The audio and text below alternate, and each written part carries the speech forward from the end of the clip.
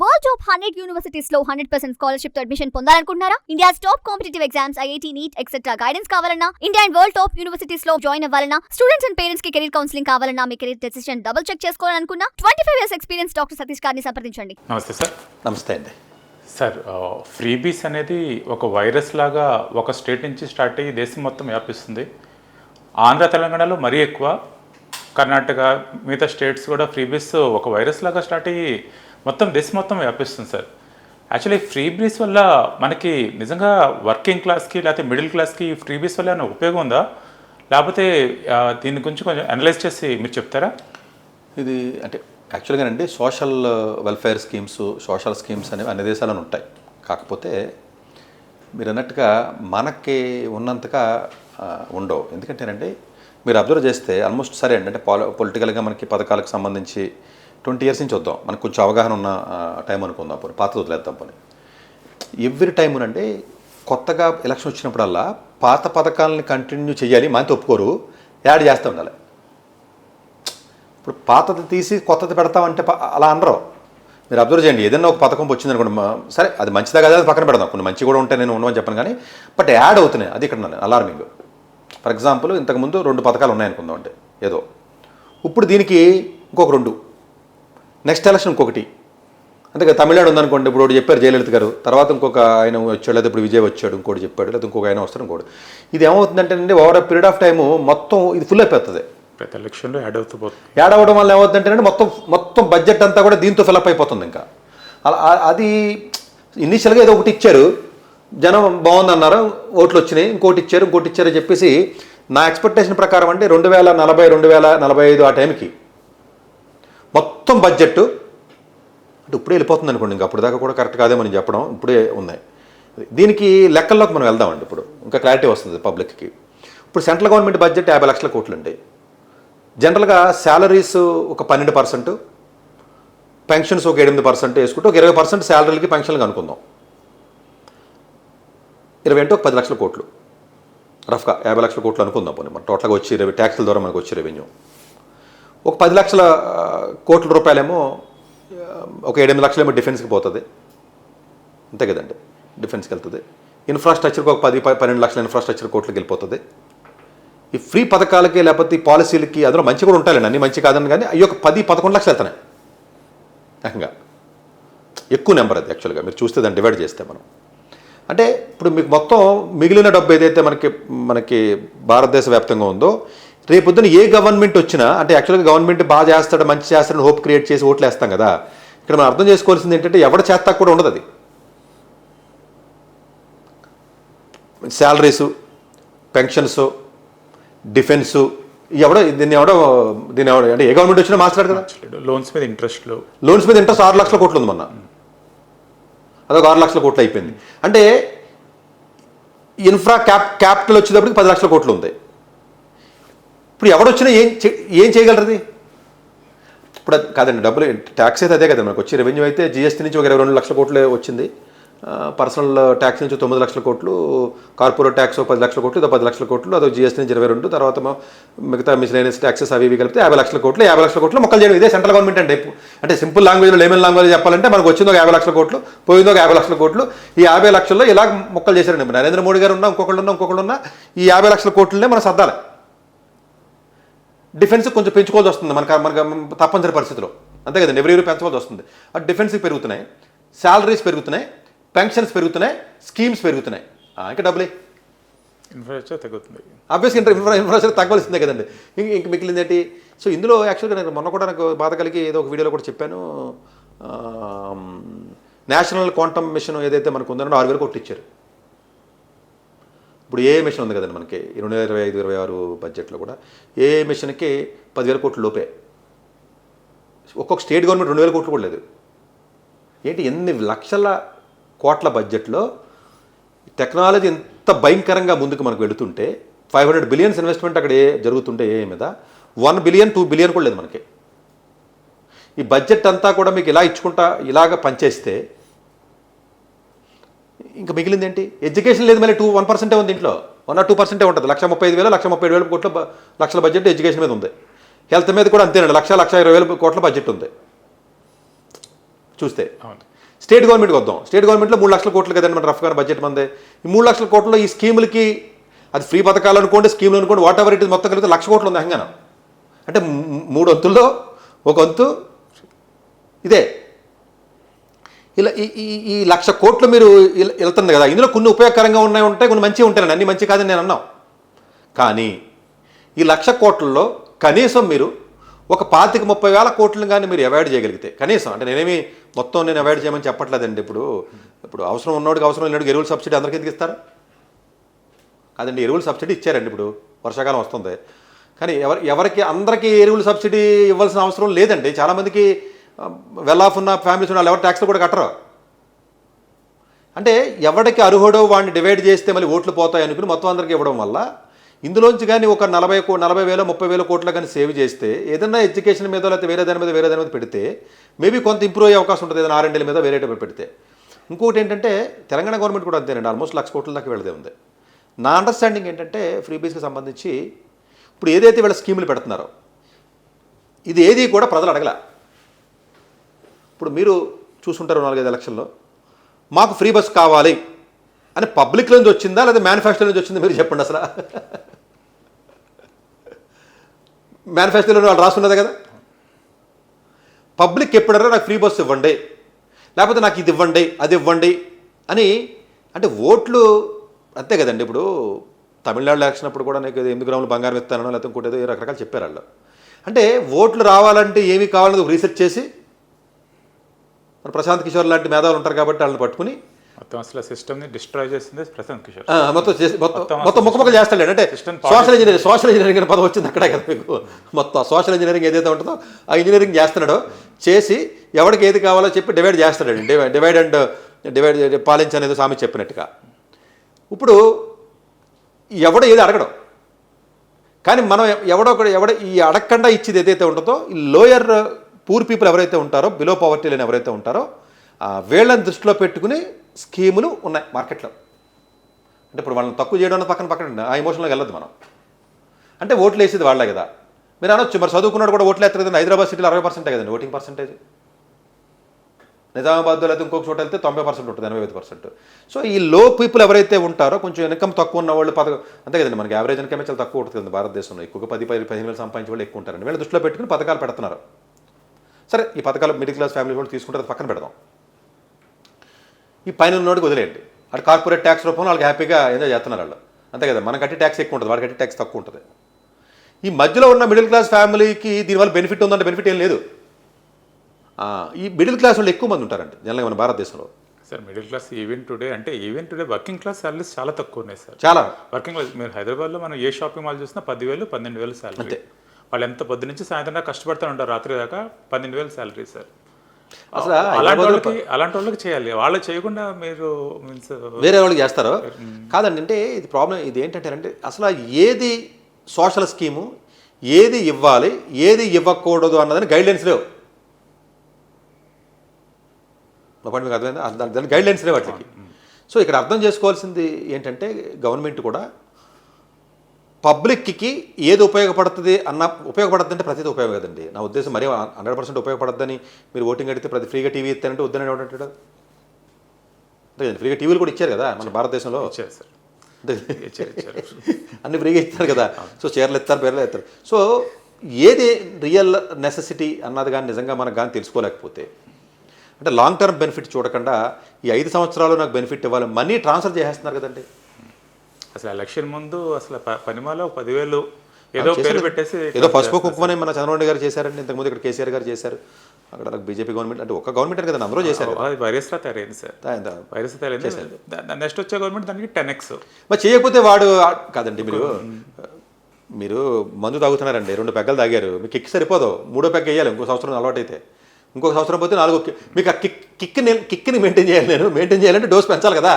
So ఈ dose పెంచితే తప్ప నీకు థ్రిల్లింగ్, నీకు కిక్కు రాదు. నీకు ఆ కిక్ వచ్చే వరకు తీసుకెళ్తున్నారని పెంచుకుంటా. డోస్ తగ్గితే ఎట్లాగా? నువ్వు 4 పెగ్గలు ఇచ్చి తర్వాత 1 పెగ్ ఇచ్చి సరిపెట్టమంటే నాకు సరిపోలేదు సార్, నాకు 1 పక్క కూడా రాలేదంటాడు. ఈ ఫ్రీ బీస్ అని మళ్ళీ అది ఒక రైట్ లాగా, అది ఫండమెంటల్ రైట్ లాగా, ఒక రైట్ లాగా తరైతే it more dangerous actually to system. ఇప్పుడు కూడా అలాగే అడుగుతున్నారు కదా, మీరు కరప్షన్ చేసి డబ్బులు దొబ్బుతున్నారు కదా, మాకు ఫ్రీగా ఎందుకు ఎవరైనా అడుగుతున్నారు. సరే వాళ్ళు చెప్తున్న మాట వాస్తవమే, బట్ ఫ్రీగా ఎందుకు అని అడుగుతున్నారు. అంటే ఓటు వేస్తున్నాం కదా, లేకపోతే ఓటుకి డబ్బులు ఇవ్వడం అన్నది ఇండైరెక్ట్గా అలా చేస్తున్నారు. అంటే ఇక్కడ ఏంటంటే లాంగ్ టర్మ్ బెనిఫిట్ చూడకుండా ఈ 5 సంవత్సరాల్లో నేను ఈ 5 సంవత్సరాల్లో సీఎం కింద ఉండాలి అంటే నేనేం చెయ్యాలి అన్న ఆలోచన తప్ప నెక్స్ట్ పరిస్థితి ఏంటి అన్న ఆలోచన కనీసం ఎవరికి లేదండి. ఎందుకంటే ఇప్పుడు ఈవెన్ రీసెంట్గా కూడా ఒక ఇంగ్లీష్ ఛానల్కి ఇచ్చిన ఇంటర్వ్యూలో పవన్ కళ్యాణ్ గారు అంటే చాలా విషయాలు ఆయన మాట్లాడతారు, సరే పొలిటికల్గా పక్కన పెడదాం. ఆయన మాట హానెస్ట్గా ఒప్పుకున్నాడు. ఏమన్నాడు తెలుసా ఆయన ఇచ్చిన సిఎన్బిసి దీనికి ఇంగ్లీష్ ఛానల్ వీడియో అండి, ఎవరైనా వినొచ్చు, ఆల్మోస్ట్ 1.5 hours ఉందండి, చాలా రేర్గా ఆయన మనం చూస్తాం. అందులో ఏమన్నాడంటే తెలిసి తప్పని తెలిసినా ఆయన వాడిన పదాలు యాజ్ ఆయన వాడిన పదాలు రిపీట్ చేస్తున్నా, మీరు వినొచ్చు. తప్పని నాకు తెలిసిన 2028-29 ఎలక్షన్ గురించి తప్పనిసరి పరిస్థితుల్లో పొలిటికల్ పార్టీస్ అన్నీ కూడా ఇంక్లూడింగ్ నా పార్టీ కూడా మేము పని చేస్తున్నాము. తప్పకని తెలిసిన పాయింట్ నెంబర్ 1 వినొచ్చు, మీరు ఇంటర్వ్యూ నా మీద పడిపోకండి, వినండి ఇంటర్వ్యూ విన్నప్పుడు నా మీద పడండి. రెండో పాయింట్ చెప్పింది ఏంటంటే ఇప్పుడు ఏదైతే లాంగ్ టర్మ్ బెనిఫిట్ అన్నది ఏదైతే ఉందో లాంగ్ టర్మ్ బెనిఫిట్ అన్న పాయింట్ లేనే లేదు. లాంగ్ టర్మ్ బెనిఫిట్ అనేది అసలు లేనే లేదు. అంటే అందరూ పరిగెడుతున్నారు కాబట్టి నాకు కూడా పరిగెట్టడం తప్పట్లేదు కాబట్టి పరిగెడుతున్నాను అన్నాడు. మరి అప్పుడు నువ్వు వాళ్ళు సమానం కదా, మరి స్పెషల్ ఏముంది అప్పుడు? తప్పడం లేదన్న పదాన్ని కూడా ఆయన వాడాడు. మరి కొత్తగా వచ్చిన పార్టీలు కూడా పాత పద్ధతులనే మీరు అవలంబిస్తే అసలు మీకు ఓటు ఎందుకు వేయాలి? మీరు ఏదో మార్పు తెస్తారనో కదా అందరూ వేస్తారు ఓట్లు ఎవరేసినా. అంటే ఉదాహరణ చెప్పాను, నా ఉద్దేశం ఇప్పుడు జనసేన లేదా ఇంకోటి కాదంటే. అంటే ఇక్కడ ఏమైంది, ఇది ఆల్రెడీ అవ్వాల్సిన పొల్యూట్ అయిపోయింది, ఇంకెవ్వడో దీన్ని తప్పించలేడు, జనాలకు ఆల్రెడీ అలవాటు చేసేసాం కాబట్టి ఇంకెవ్వడో తప్పించలేం. మీ ఎవడొచ్చినా కూడా అదే మోసలో అదే పద్ధతిలో మేము ప్రయాణించవలసిందే. అక్కడ తమిళనాడులో విజయ్ వచ్చినా లేకపోతే అంతకుముందు ఇంకొక అతను వచ్చినా, ఇక్కడ బీజేపీ అయితే కాంగ్రెస్ వచ్చినా ఇంకొకళ్ళు వచ్చినా సిస్టమ్ ఇంతే. సార్ వీళ్ళందరూ పొలిటికల్ పార్టీస్ అందరూ కూర్చొని మాట్లాడుకుని ఏదో ఒకటి రెగ్యులేట్ చేయాలి సార్. లేకపోతే సుప్రీంకోర్టు అన్నా ఏదో ఒకటి ఒక ఇన్స్ట్రక్షన్ చేసి రెగ్యులేట్ చేయాలి. సుప్రీంకోర్టు కొన్ని ఇస్తుందండి, సుప్రీంకోర్టు గైడ్ లైన్సే తప్ప ఆర్డర్స్ కాదు కదా. రెగ్యులేట్ చేసే మెకానిజం ఒకటి క్రియేట్ అయితే చేసుకోవాలి. మేము మేము పార్లమెంట్లో బిల్లు పాస్ చేస్తామని చెప్తున్నారు వీళ్ళు. అదే మనం వెనుజులా చూసాము, చాలా కంట్రీస్ చూడలేదండి, శ్రీలంక చూడలేదు, బంగ్లాదేశ్ చూడలేదు, అన్ని కంట్రీస్ ఇవే ఇదే పద్ధతిలో. నెక్స్ట్ మరో ఇండియా చాలా డేంజరస్ ట్రెండ్ లో ఉంది, చాలా డేంజరస్ ట్రెండ్. అసలు ఇది కాదండి, అర్హత ఉన్నా అర్హత లేకపోయినా ప్రతి ఓడికి మీరు ఇచ్చుకుంటా పోయి మరి ఇది డెఫినెట్గా అంటే పబ్లిక్కి ఏమి కావాలో లాంగ్ టర్మ్లో మీరు ఆలోచన చేసి, మేధావులు ఉంటారు, థింక్ ట్యాంకర్స్ ఉన్నారు, ఎగ్జాక్ట్లీ చెప్తారు కదా లాంగ్ టర్మ్ 20 years కదండి. విజన్ ఏమో 2000 అన్నారు, ఇప్పుడు పాతకాలం 20 అన్నారు, ఏదో 2047 అంటున్నారు, మరి 2087 అంటారు. అంటే ఏంటి మీరు అలా ఫ్యూచర్ని అలా హోప్ కింద చూపించి అట్లాగే వెళ్తారా? పర్ క్యాపిటా ఇన్కమ్లో మీరు చూస్తే ఎప్పుడు మన ప్లేస్ ఇంకా కిందే ఉంటుంది. ఇప్పటికీ $500 $200 మించి లేదు కదా, 20,000 ఇన్కమ్ అంతేనండి పర్ హెడ్, అంతే కదండి, ఏం పెద్ద ఇందులో. సో ఎప్పటికీ మీరు ఇలా 2040 2080 2090 లేకపోతే 2000 ఏంటిది ఇంక ఇలాగ మనం చెప్పుకుంటా మనం ఆశ క్రియేట్ చేసుకుంటూ వెళ్తున్నాం తప్ప అసలు టోటల్గా వచ్చి యాక్చువల్గా ట్యాక్స్ సిస్టమ్లో వచ్చిన మనీని సరిగ్గా కానీ మీరు ప్రపోర్షనేట్గా కానీ మీరు చేయలేకపోతే డెఫినెట్గా ఇది అలార్మింగ్ సిచ్యువేషనే. ఆల్మోస్ట్ మీకు సింక్ అయిపోతుందండి భారతదేశం. అంటే ఇది ఇంత తెలివిగా మేధావులుగా మనం మాట్లాడుకుంటున్నామని కాదు, ఇది అందరికీ తెలుసు. పొలిటీషియన్ తెలియదని మీరు అనుకుంటారేంటి? వాళ్ళకి అన్నీ తెలిసాయండి, వాళ్ళకి వాళ్ళు చేయరు అంతే. ఇప్పుడు కొత్తగా మనమేం కనిపెట్టిన పాయింట్ ఏం కాదు ఇది, మీకు ప్రతి పొలిటీషియన్కి తెలుసు కదా, తెలుసు కాబట్టి ఇప్పుడు ఎందుకంటే జనసేన పార్టీ ఉంది, ఆయనే చెప్పాడు కదా వెళ్ళి, మరి తెలుగు వాళ్ళు వినరు అనుకున్నాడు, మళ్ళీ లేకపోతే ఆయన చెప్పాలనుకున్నాడు, చెప్పాడు వెళ్ళి అక్కడ ఆయన. మనం ఎందుకు నిలబడం, మనం రెగ్యులేట్ చేసే మెకానిజం ఖచ్చితంగా కనిపెట్టాలి సార్, కనిపెట్టాలి. ఎందుకంటే మనకి వర్కింగ్ క్లాస్కి ఎనేబుల్గా స్కీమ్స్ ఉంటే బెటర్. సో ఫర్ ఎగ్జాంపుల్ ఇంతమంది ఎంప్లాయీస్కి ఫ్రీ బస్ ఇస్తే దిర్ నో ప్రాబ్లం, కానీ ఊరికే అందరికీ ఫ్రీ బస్ ఇస్తే మీరు మిడిల్ క్లాస్ వాళ్ళకి ఎవరికి పథకాలు లేవు. ఇప్పుడు వర్కింగ్ ఉమెన్ ఉన్నారు సార్, చాలా మంది వర్కింగ్ ఉమెన్ ఉన్నారు, వాళ్ళకి ఫ్రీ బస్ ఇస్తే it is great actually, everybody happy. అలాగే లేదు, ప్రతి ఒక్కరికి వాళ్ళు కూడా ఇచ్చారు ఇప్పుడు కర్ణాటకలో. అంటే మేము తక్కువ ఏంటని అడిగితే వాళ్ళకి కూడా ఇచ్చారు. అంటే ఇన్ఫాక్ట్ అడగలేదు వాళ్ళు, వీళ్ళు ఇచ్చేసారు.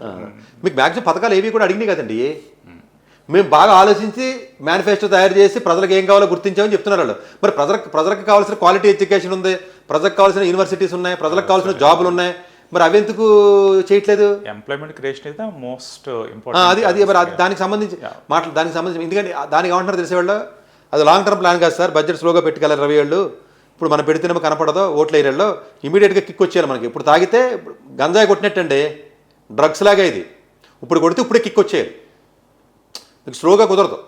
సో అలాంటి పథకాలు ఏవైతే ఉన్నాయో ఇన్స్టాంటేనియస్గా చూసారా, ఇప్పుడు పథకం ఇస్తే మొన్నదాకా ఉండేది, ఇప్పుడు డైరెక్ట్ మనీ ట్రాన్స్ఫర్ అంతే. ఇప్పుడు 45 సంవత్సరాలకి పెన్షన్ ఇస్తున్నారండి, ముందేమో 60 అన్నారు, 55 అన్నారు, 58 అన్నారు, 55 అన్నారు, ఇప్పుడు 40, 45 చెప్తున్నారు వాళ్ళు. కొన్ని రాష్ట్రాలు 45 కూడా ఉన్నాయి. సరే, యాక్చువల్గా కరెక్ట్గా వర్క్ చేసే వయసులోనే పెన్షన్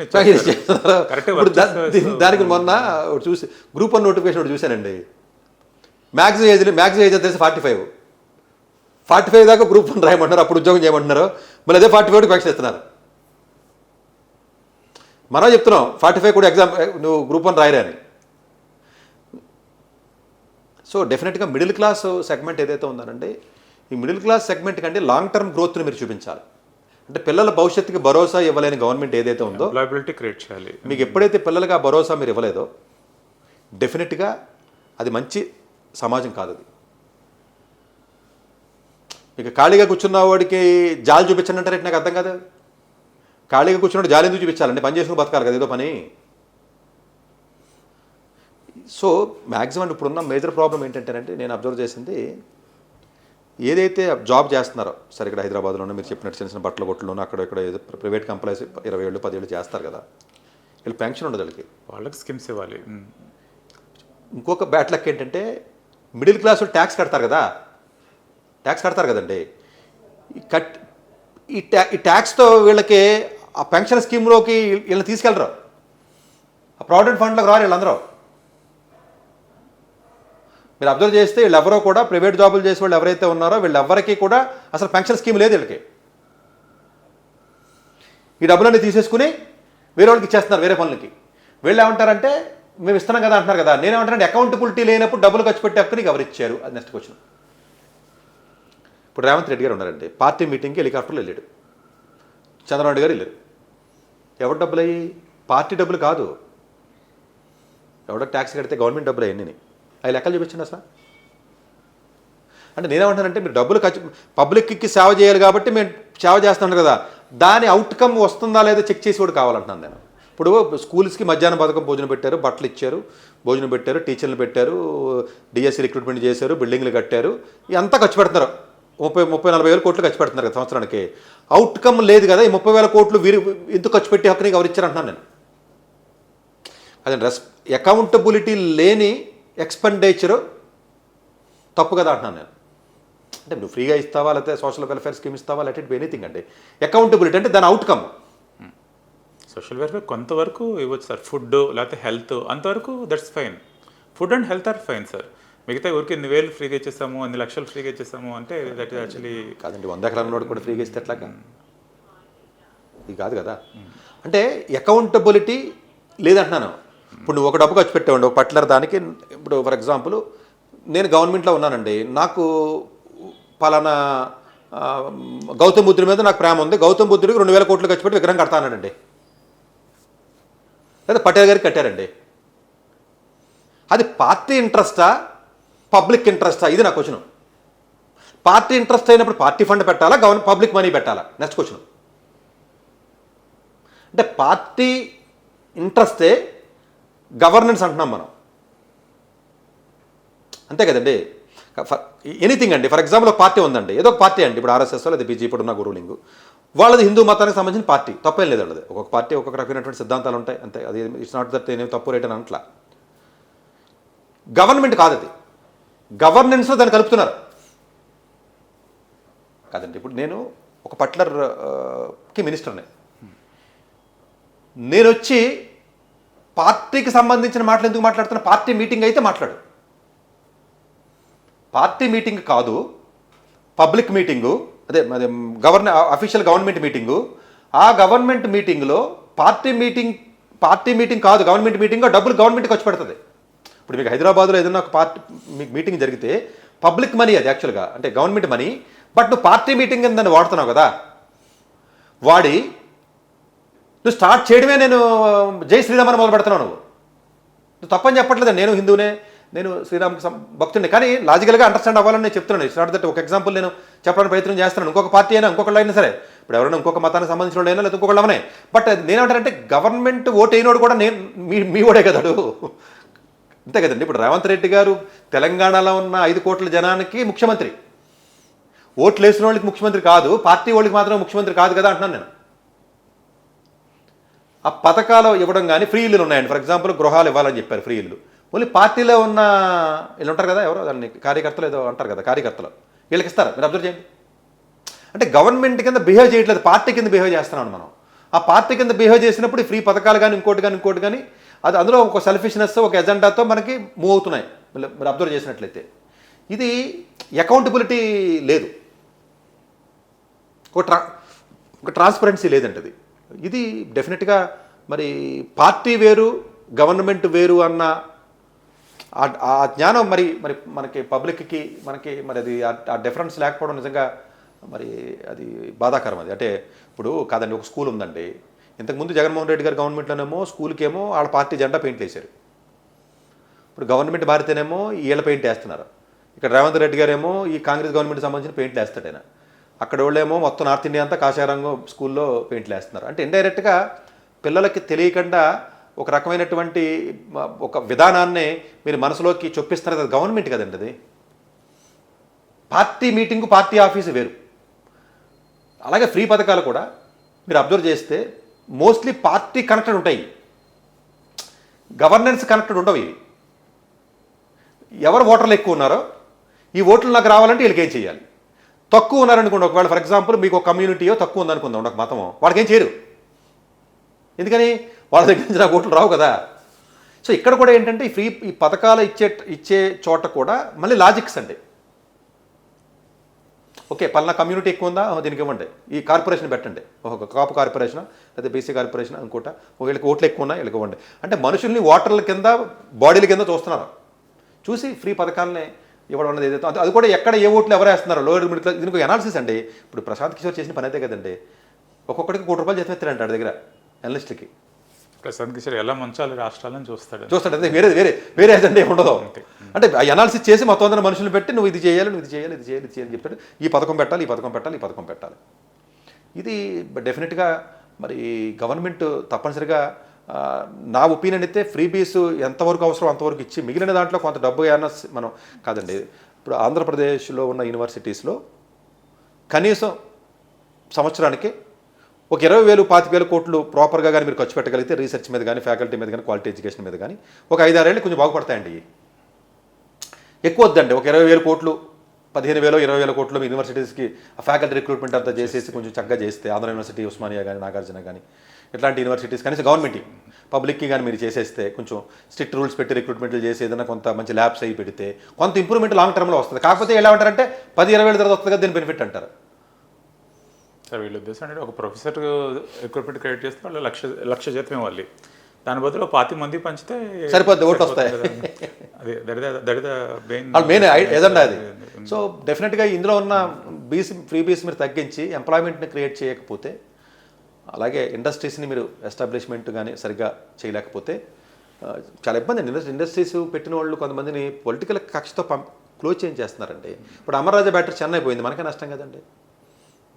పొలిటికల్గా వదిలేయండి, పార్టీలో గొడవలు ఉన్నాయి వాడు పంపించాడు, దీనివల్ల ఎవరికి ఉపయోగం? రావడమే అంతంత మాత్రంగా వస్తాయి మనకి. ఇప్పుడు ఆ కిలోమీటర్స్ వాళ్ళతో కూడా అంతకుముందు చిన్న చిన్న గొడవలని వాళ్ళు కూడా కొన్ని యూనిట్లు తీసి వేరే చోట ఎక్కడ మేము అసెంబ్లీ చేసుకుంటాం ఇక్కడ మేము చేయమని చెప్తాం. ఈ పొలిటికల్ లీడర్స్ అలా రెగ్యులేట్ అంటే టాప్ లెవెల్ లీడర్స్ బాగా రెగ్యులేట్ చేయాలి సార్. ఆ లోకల్ ఎమ్మెల్యే లోకల్ ఎంపీ ఆ కంపెనీ వాళ్ళ మీద పడి ఇది చేయడం అదంతా ఎవడొస్తాడండి, అది ఆ బాస్లు రెగ్యులేట్ చేస్తే ఇట్ ఈస్ గ్రేట్ యాక్చువల్లీ. వాళ్ళని ఎమ్మెల్యేని కంట్రోల్ చేయాలి, ఎంపీలను కానీ అదే కదా జరుగుతుంది. లోకల్ ఎమ్మెల్యే లోకల్ ఎంపీలు ఆ కంపెనీల మీద పడిపోతున్నారు. వాడు ఎవడొస్తాడండి, పడ్డానికి ఎవడొస్తాడు? అది రాష్ట్రానికి ఎంత నష్టం సార్, అది చాలా నష్టం కదా. వచ్చిన నష్టం చాలా పోయినాయి, వచ్చిన ఎన్ని పోయినాయి. దాదాపు 10,000 మంది ఎంప్లాయ్మెంట్ తగ్గిందంటే ఆ సైక్లిక్ ప్రాసెస్లో ఎంత లాస్ మనకి, చాలా లాస్ కదండి. ఇప్పుడు లాస్ట్ టైం మీరు జగన్మోహన్ రెడ్డి గారి గవర్నమెంట్లో ఆంధ్రప్రదేశ్ 5 సంవత్సరాల్లో ఇండస్ట్రీస్ రాకపోవడానికి కారణం ఏంటంటే స్టెబిలిటీ లేదు అక్కడ, పొలిటికల్ స్టెబిలిటీ. మన యాక్చువల్గా డైరెక్ట్ ఎంప్లాయ్మెంట్ 10,000 అంటే ఇండైరెక్ట్ ఎంప్లాయ్మెంట్ 40,000 మంది ఈజీగా ఉంటారు, ఇంకా 40,000 మంది ఈజీగా ఉంటారు, ఒక్కొక్క ఫ్యామిలీ 5 ఉంటారు. సో బట్ గవర్నమెంట్ అడగని పథకాలు మీరు ఫ్రీగా ఇవ్వకండి, లాంగ్ టర్మ్ బెనిఫిట్ ఉన్నటువంటి స్కీమ్స్, క్వాలిటీ ఆఫ్ ఎడ్యుకేషన్ కానీ, క్వాలిటీ ఆఫ్ హెల్త్ కానీ, రీసెర్చ్కి సంబంధించి కానీ కొంత డబ్బు కానీ మీరు కేటాయించినట్లయితే లాంగ్ టర్మ్లో డెఫినెట్గా జనరేషన్స్ బతుకుతాయి, లేకపోతే అంతరించిపోతాయి. అవసరం ఉన్నంత వరకు ఫ్రీ ఇవ్వచ్చు, అంటే ఎసెన్షియల్స్ షుడ్ బి ఫ్రీ అన్నమాట. ప్లస్ ఇంకోటి, కార్పొరేట్స్ మీద లాభాలు వచ్చే కంపెనీస్ మీద ట్యాక్సెస్కి రిబేట్స్ ఎందుకు ఇస్తున్నారు? కదా నేను అనేది కొత్తగా వచ్చే కంపెనీస్కి రిబేట్ ఇవ్వాలి, ల్యాండ్ ఇవ్వాలి, వాటర్ ఇవ్వాలి, ఫ్రీ ఇవ్వాలి. ఇప్పుడు ఇక్కడ ఎవడో కంపెనీ ఉన్నాడు, వెల్స్ ఫార్గో వాడు, లేకపోతే ఇంకోటి ఎవడో జీసీసీ వాడు ఉన్నాడు.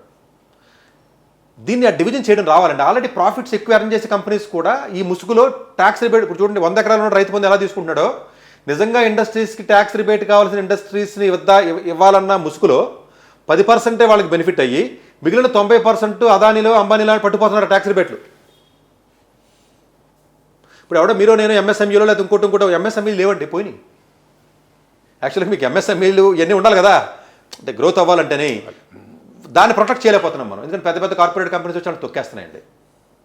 సో ప్రాబబుల్లీ మీరు డివిజన్ చేస్తే చేయాలండి వీళ్ళు. అంటే ఒక పథకం ఇచ్చేటప్పుడు అర్హతని క్లియర్గా డిఫైన్ చేయగలిగితే మిగతా వాడికి ఇవ్వకండి. 100 ఎకరాల పొలం ఉన్నవాడికి, బాగా రిచ్గా ఉన్నవాడికి మీరు రైతు బంధు ఇవ్వడం వల్ల ఎకరానికి 10,000 ఇవ్వడం వల్ల ఉపయోగం ఉంది. ఆ డివిజన్ చేయగలిగితే మీకు నాకు తెలిసి ఒక 30 to 40% మనీ సేవ్ అవుతుంది అనుకుంటున్నాను నేను. ఇటు కార్పొరేట్ ట్యాక్స్లో కానివ్వండి, ఈ పథకాల్లోనే, అంటే ఎగ్జిస్టింగ్ పథకాల్లోనే మీరు కానీ నిజంగా కరెక్ట్గా కానీ, ఎందుకంటే దొంగతనంగా చాలామంది ఏమీ ఉన్నా లేవని, లేకపోతే రకరకాల దొంగ సర్టిఫికెట్లు పెట్టేయడం, ఎంఆర్ఓ దగ్గరికి వెళ్ళటం, 500 ఇవ్వడం, ఈడబ్ల్యూఎస్ తీసుకోవడం, లేకపోతే అది లేదు ఇదని, ఇలా దొంగ పనులు ఎక్కువ చేస్తూ ఉంటారు కదండి పబ్లిక్ కూడా. సో కొంత ఏదైనా కంట్రోల్ చేసి ఏదైనా లాంగ్ టర్మ్ బెనిఫిట్ చూసినట్లయితేనే కొంచెం బెటర్ ఉంటుందండి. ముఖ్యంగా ఆంధ్ర యూనివర్సిటీ, మనకి నాగార్జున యూనివర్సిటీ, ఉస్మాన్ యూనివర్సిటీ, లేకపోతే ఇలాంటివి ఏవైతే డాక్టర్ బిఆర్ అంబేద్కర్ యూనివర్సిటీ కానివ్వండి, యూనివర్సిటీస్ 10 ఉన్నాయండి మనకి, స్టేట్ యూనివర్సిటీస్. ప్రాబ్లీ ఒక్కొక్క యూనివర్సిటీకి సంవత్సరానికి ఒక 5 కోట్లు చెప్పిన ఇస్తే కనీసం ఒక 5-6 కోట్లు శాలరీస్ కాక, శాలరీస్ అలాగిస్తారనుకోండి, ఒక 5-6 కోట్లు ఇన్ఫ్రాస్ట్రక్చర్కి 5-6 కోట్లన్నీ కనీసం ఇస్తే 2-3 ల్యాబ్లు పెట్టుకుని 4-5 పెట్టుకుని కొంచెం టెక్నాలజీ లేటెస్ట్గా ఉన్నవి ఏమంటే అవుట్డేటెడ్ కోర్సులు తీసి పక్కనేసి ఇలాంటి వాటికి ఏదైనా ఇస్తే మేబీ ఒక 10 ఏళ్ళకో 20 ఏళ్ళకో కనీసం కొంత స్టెబిలిటీ అన్న. సెంట్రల్ యూనివర్సిటీ హైదరాబాద్ ఎంత మంచిదండి మనం చదువుకునే రోజుల్లోనూ, అసలు లేదండి, అసలు ఫ్యాకల్టీ లేరు అక్కడ. సో ఇట్లాంటి అనర్థాలు మరి ఏదైనా కొంత ఫ్రీ బేస్ నుంచి కొంచెం తీసి ప్రజలకు ఏది అవసరం అది ఇస్తే డెఫినెట్గా కొంచెం రాష్ట్రాలు ముందుకెళ్తాయండి. ఎస్ సార్, ఫ్రీ బేస్ మంచి స్కీమ్ అయితే it is great actually sir. For example 108 scheme sir, YSR గారు అసలు అద్భుతమైన స్కీమ్ అంటే ఇప్పుడు ఎన్ని స్కీములు పెట్టినా అలాంటి స్కీమ్ 108 వైఎస్ఆర్ గారు పెట్టిన స్కీమ్, అది వండర్ఫుల్ స్కీమ్ యాక్చువల్గా. అంటే 10 నిమిషాల్లో అంబులెన్స్ అనేది ఒక భరోసా, ఏ విలేజ్లో అయినా ఒక భరోసా, అలాంటివి ఉండాలి. అలా ఇప్పుడు వీళ్ళు 30,000 కోట్లు 40,000 కోట్లు ఖర్చు పెట్టిన ఫీజు రియంబర్స్మెంట్ పెట్టే ఉపయోగం లేదు కదా, అవుట్కమ్ లేదు కదా. ఫీజు రియంబర్స్మెంట్ రాష్ట్రాలు డబ్బులు ఇస్తున్నాయి, కానీ అవుట్కమ్ లేనట్టు డబ్బులు ఎందుకు ఇస్తున్నాం? మీకు అవుట్కమ్ ఉండాలి. ఇప్పుడు చూడండి, ఇప్పుడు ఉంది ఫర్ ఎగ్జాంపుల్ 108 అవుట్కమ్ ఉంది, ఎంతో మంది ప్రాణాలు కాపాడారు. సో డబ్బులు కాపాడారు, ఒక కాన్ఫిడెన్స్ క్రియేట్ చేశారు. ఇప్పుడు ఫీజు రియంబర్స్మెంట్ వల్ల ఏం కాన్ఫిడెన్స్ 2 రాష్ట్రాలు ఇప్పుడు క్రియేట్ అవుతుంది లాస్ట్ 2-3 ఏళ్లలో? ఫస్ట్లో అయితే అయింది, కానీ మీకు అది లేనప్పుడు ఇచ్చి ఏ ఉపయోగం చెప్పండి? సిమిలర్లీ ఆరోగ్యశ్రీ, అది కూడా వండర్ఫుల్ స్కీమ్, అది కూడా essential, that is essential sir. అంతే కదండి, కొంచెం ఇబ్బందిగా ఉన్న డెఫినెట్గా అది చాలా అవి ఎవడో వద్దండి అసలు. ఈ పనికిమాలిన పథకాలు ఎక్కువ ఉన్నాయి కదా ఇవే. సో ఎసెన్షియల్స్ ఇస్తే దట్ ఈస్ గ్రేట్, యాక్చువల్ అందరికీ ఉపయోగపడతాయి.